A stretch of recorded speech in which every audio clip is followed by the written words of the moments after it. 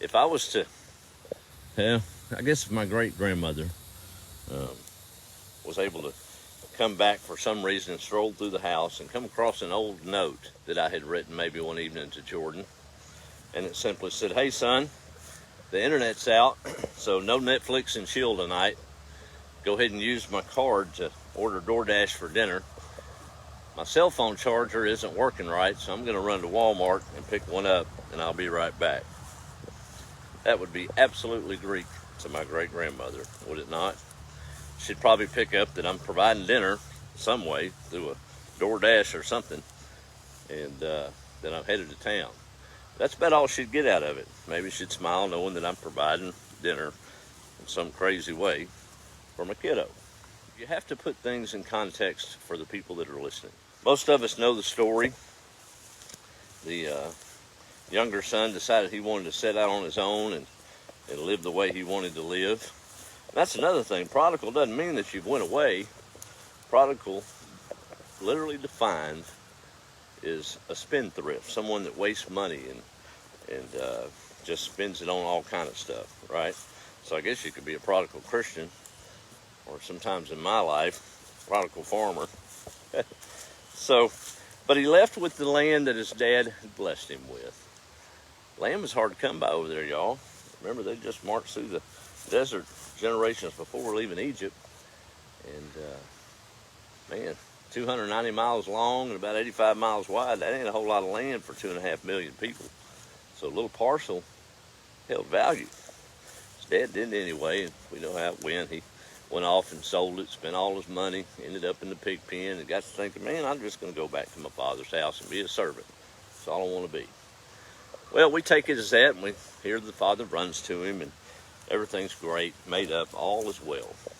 Beautiful story about forgiveness. But let me deepen it a little bit for you.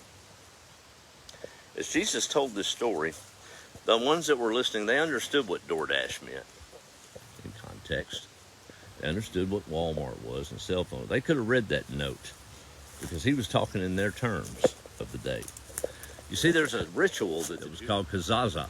It was a ritual that happened in ancient times with the Israeli people, the Jews, when a son would take off with his inheritance and spend it all, and then would try to come back to acclimate back to the village after he had busted out. Well, what would happen in this ritual, the village elders would all gather at the city gate as the son was returning, or this person that had left the city had turned his back on them, and they would await his arrival along with throngs and crowds, because this was a spectacle to see someone groveling back after they had left with such fervor. And as the person approached, the city council, or elders if you would collaborate, talk, listen to the man's pitch, and decide whether or not they were going to banish him or accept him back. Now, the child's dad was never allowed at these. His mother was, because she would make the case for grace. But the dad wasn't, and there was a reason for that. But if they had means to have an inheritance, that meant that he was one of the wealthier of the bunch. And if he had attended that meeting, all he had to do was give his son his blessing, and the elders would have to disperse, and the son would be forgiven. So he wasn't allowed at the meeting. In the story we hear that the son was approaching the gate, and the father went running. At face value, it looks beautiful.